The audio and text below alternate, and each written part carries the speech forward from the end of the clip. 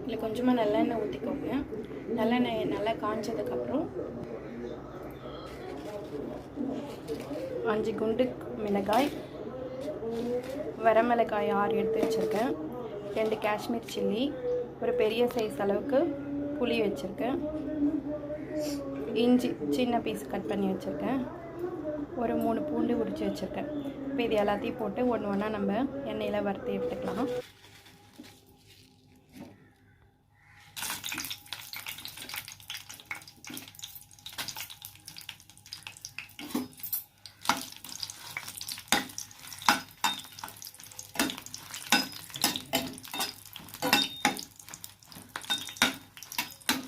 மிளகாய் கொஞ்சம் வறுபட்டதும் இதில் நம்ம இந்த புளியை போட்டுக்கலாம்.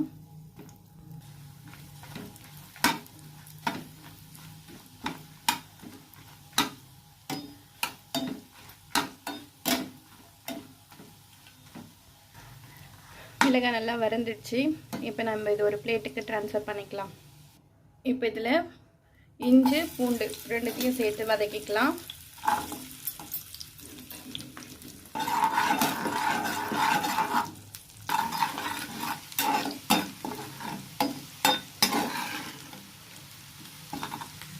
இஞ்சி பூண்டு நல்லா கோல்டன் கலரில் நல்லா வதங்கிடுச்சு. இப்போ இதையும் நம்ம வேறு பிளேட்டுக்கு ட்ரான்ஸ்ஃபர் பண்ணிக்கலாம். இப்போ இந்த எண்ணெயிலேயே நம்ம நல்லா க்ளீன் பண்ணி வச்சுருக்கிற பிரண்டையை போட்டுக்கலாம். போட்டு நல்லா வதக்கணும். பச்சையாக இருந்துச்சுன்னா ஒரு மாதிரி அரிக்கும் நாக்கு எல்லாம், அதனால நல்லா வதக்கணும். இதுவும் கோல்டன் கலர் வர அளவுக்கு நம்ம வதக்கிக்கணும். வதங்கிறதுக்கு கொஞ்சமாக நம்ம உப்பு போட்டோன்னா நல்லா சீக்கிரமாக வதங்கிடும்.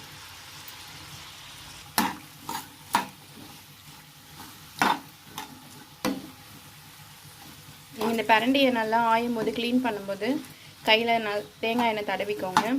அப்போ தான் உங்கள் கை அரிக்காமல் இருக்கும். இல்லைனா இதை க்ளீன் பண்ண ஒரு 5 நிமிஷத்தில் கை ஃபுல்லாக அரிக்க ஆரம்பிச்சிடும், தாங்கவே முடியாது.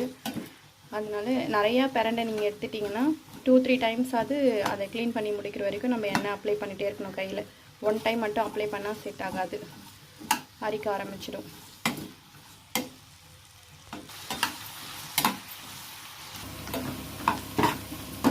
இந்த அளவுக்கு கலர் சேஞ்ச் ஆகணும். இந்த ஸ்டேஜில் நம்ம ஸ்டவ் ஆஃப் பண்ணிடலாம்.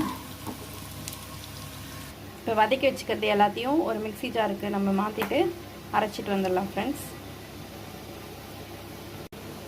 வதக்கி வச்சுக்கிறது எல்லாத்தையும் ஒரு மிக்ஸி ஜாருக்கு மாற்றிட்டு நம்ம எல்லாத்தையும் ஒன்றா சேர்த்து அரைச்சிடலாம்.